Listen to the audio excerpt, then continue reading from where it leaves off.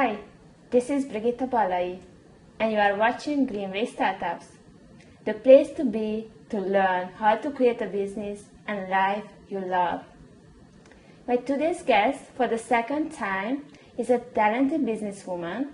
She is only 27, her name is Surbhi. The very first time she has been here in the studio, she talked about how to start your own business, what are the most important steps. And this time she came back to us and explaining and helping us how to do the financing part of our business. She will talk about the different methodologies and options you have for finding financial support for your startup. Welcome, Surbhi.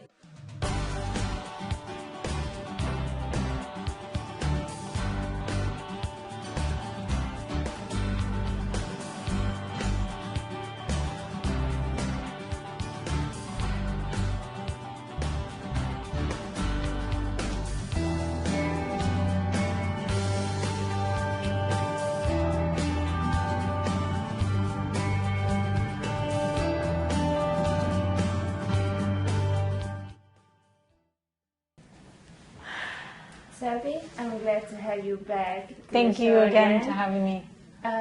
We had a great discussion last time about how to get rid of the startup fear and how to start our own business, what are the most important steps. And we were talking about that we should have a business plan, a legal advisor. It's good to have team members around us who can strengthen our business. Mm-hmm. And we also talked about financials. Yes. And we realized that the financials is a so broad topic that we should talk about it again in details. Yes. So this is what we are trying to cover today. Just to summarize what we talked about last time, whenever we are looking for financial support to start our company, what are the options? There are several options in terms of financing. You could do, like I mentioned last time, you could go through your own savings. If you had saved up some money through work or however means, you can use some of that to put into your business. Some other options are going to your friends, your family. There's also banks where you can get a bank loan. You can also approach angel investors, hedge funds, venture capitalists. There's also through private equity funds that also provide funding. And there's also crowdfunding as well. Okay, so let's start with the bank. We shortly talked about that last time, that it's also an option to get bank loan right from the beginning on. Yes. Basically what I had said was that getting a bank loan is possible, but it is kind of difficult because you're a startup company. You don't really have your ground set as your business. There's no real track record of your business. So although it is possible, it is most likely very difficult as well. And there are more chances of facing a higher interest rate on your business. So it's pretty difficult. You most likely probably have to personally guarantee that loan as well. So as some kind of backing, because the business is not financially stable. So it is, obviously it's your startup. So there most likely will be some kind of personal guarantee on the loan. So meaning that my personal credit score should be your personal credit score will be looked into, and you're basically putting some kind of personal collateral against that loan, such as a house or some kind of asset will be up against that loan. So what happens? What are the other options if we don't get a bank loan? Like I had mentioned, you can go through savings. You can raise money through the different options such as angels. You can approach angel investors by raising money. So where do I find angel investors, and who is actually an angel investor? Some of the best ways you can approach angel investors, I have seen through a lot of like networking events. I've seen, I actually just recently went to one where there were a couple of angel investors who were interested in investing in people's business. And There is a lot of ways. I had also last month gone to a breakfast meeting where someone was speaking as an angel investor, what they had done and what kind of investments they're looking at. So there are ways to approach and find an angel investor. You can find them through networking events, meetup groups, people you know, business colleagues. You can ask, who do you know that would be as an angel investor? What are the conditions, basically, when working with an angel investor? Is it mainly for interest rate or more likely for equity? They most likely will go for equity in your company.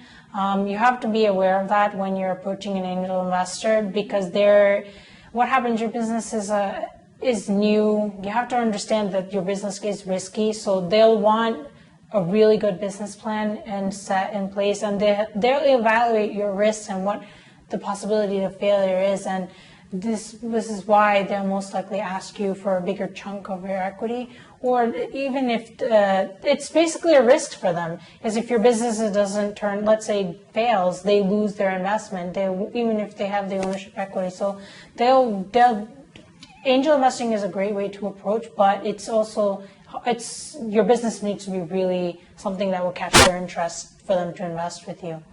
I see. Is there any range that I can approach an angel investor, like anything below $100,000? Angel investors, they all vary how their investment. Angel investors are people who they have already been experienced in the business. They've already invested before.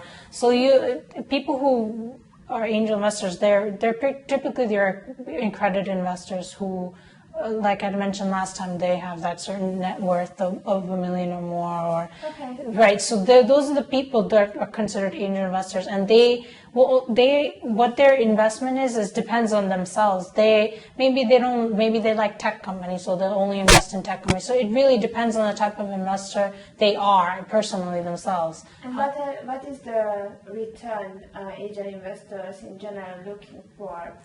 That again also depends on that type of investor. There is no general set number that you can expect. What generally they do in terms of interest, like the percentage of equity they take, is like a 20% of your company they will at least look for. It depends on how much money you're looking for them to invest in you. If you're looking for a lot more, then they might ask you for a lot more. So it honestly really depends. And in terms of years, what is the expectation that in how many years there is a return of their money? What should I show actually be capable to show in the business? They don't want, from my experience, they don't want like a long-term hold kind of thing. Those are more venture capitalists. Angel investors want maybe 1 to 3 years in return of their money. Honestly, it's also their type of interest. Some angel investors don't mind holding if they see a longer term. So it really depends on the type of investor they are. You have to get to know the angel investor personally and see how they are and what their investment criteria is. Okay, let's talk about venture capital. Okay. So comparing to the angel investors, what is the difference? Venture capitalist, basically, you would approach a venture capitalist if you have no other option. Let's say there's no other capital options available. Okay. You'll approach those. And the difference between them and an angel investor is that they really want an active role in your company. They want like some kind of say in how your business should be run. They like say they want to be in a management position. So even if it's like on the quiet side, like they don't want their name out there, kind of thing. That's some people prefer that, but they'll still want some say of how things should be run in your business. Okay.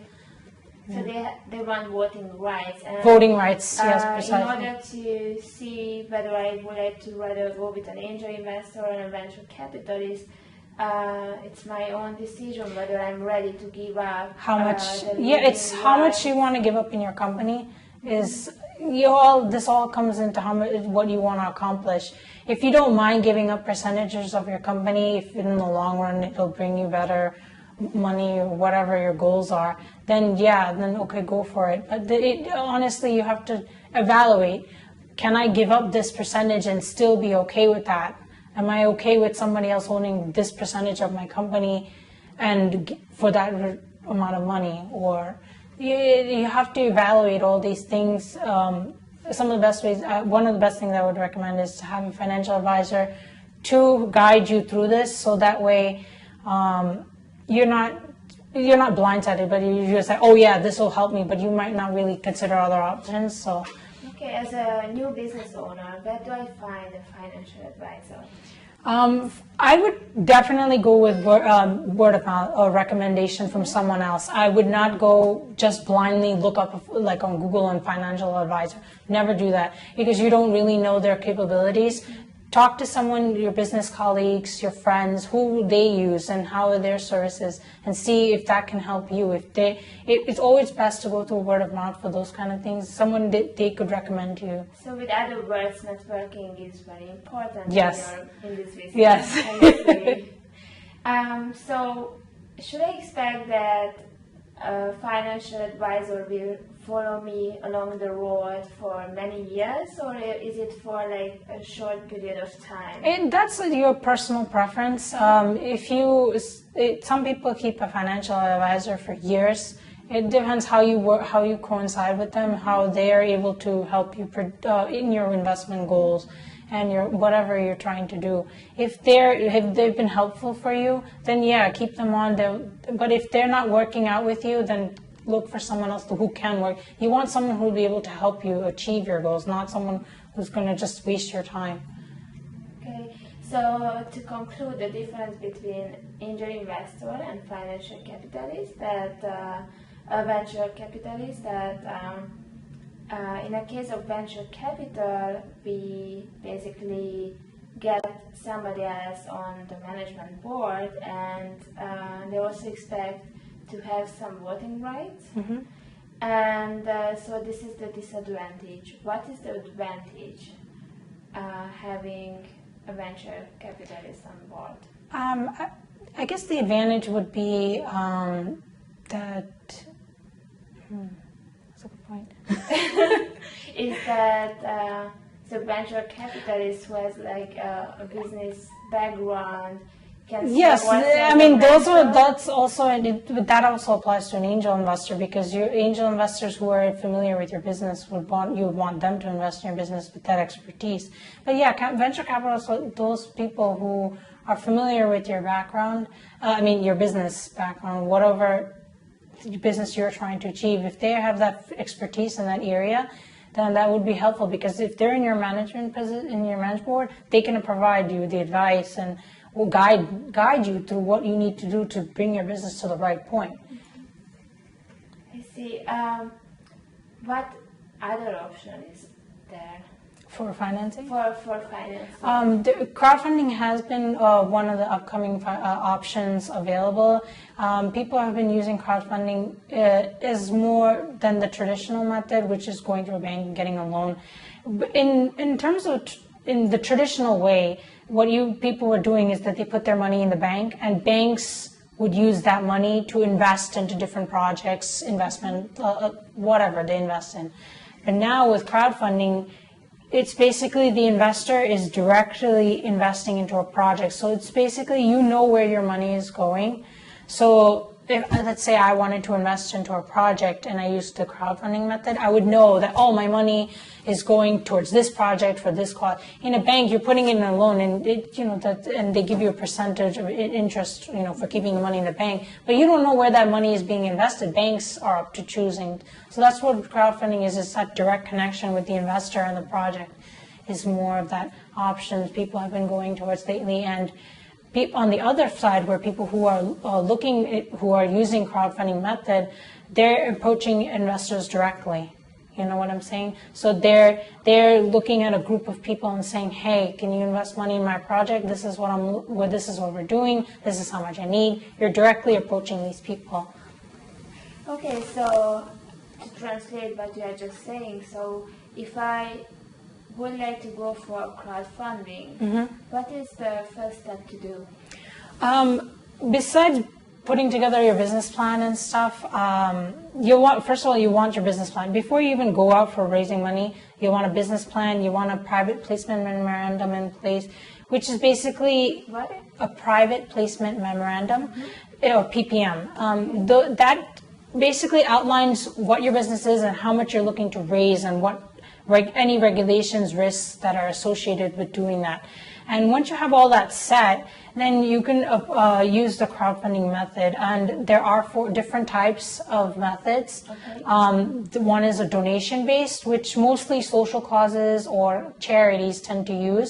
You can use that as well, but there are many internet platforms out there, right? Right. For example, Kickstarter is one of those platforms that are donation-based. You basically are saying, let's say you're trying to raise $10,000. So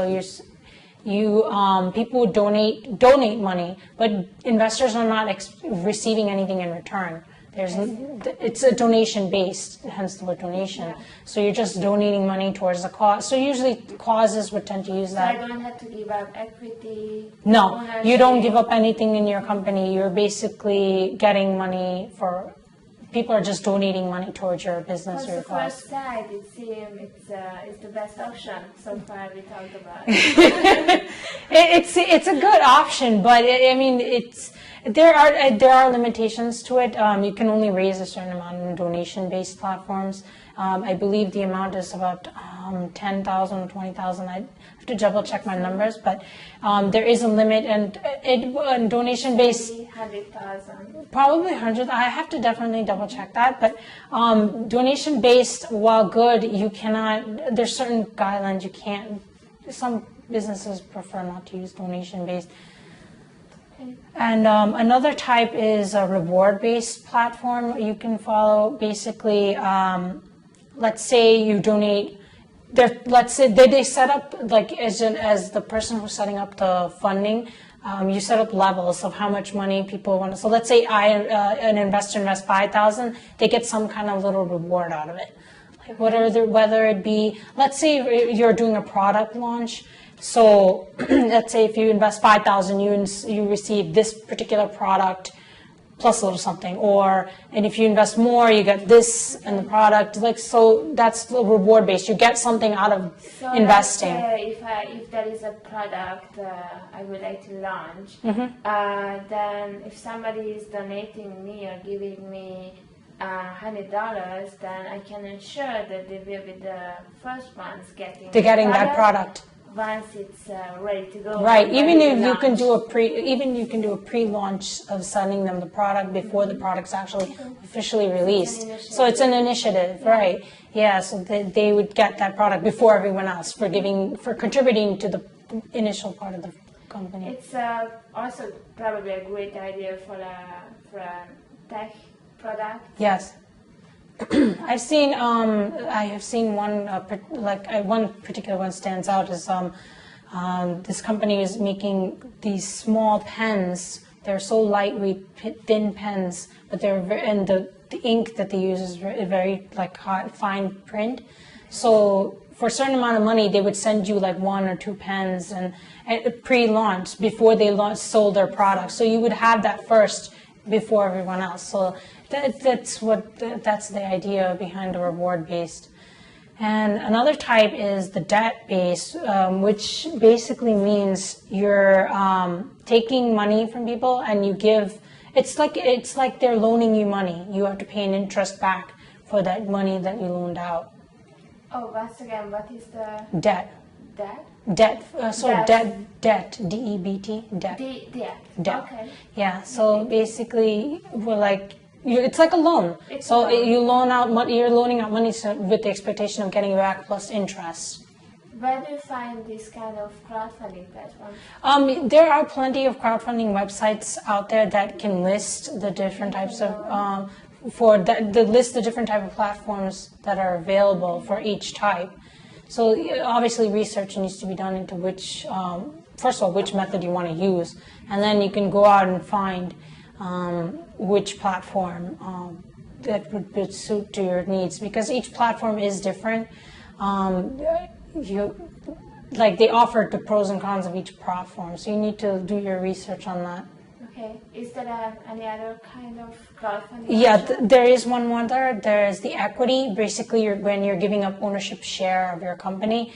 Now, this particular type is a little bit tricky because it goes back to accepting accredited investors. Right now, under the crowdfunding rules from the SEC, you're only allowed to accept accredited investors. You're not allowed to accept anybody who's a non-accredited investor or sophisticated investor. They're not allowed to invest into your using that method. But there is hopes that in the upcoming, hopefully months or within the years, that non-accredited will be allowed. So now people who are not accredited investors will be allowed to invest into private companies.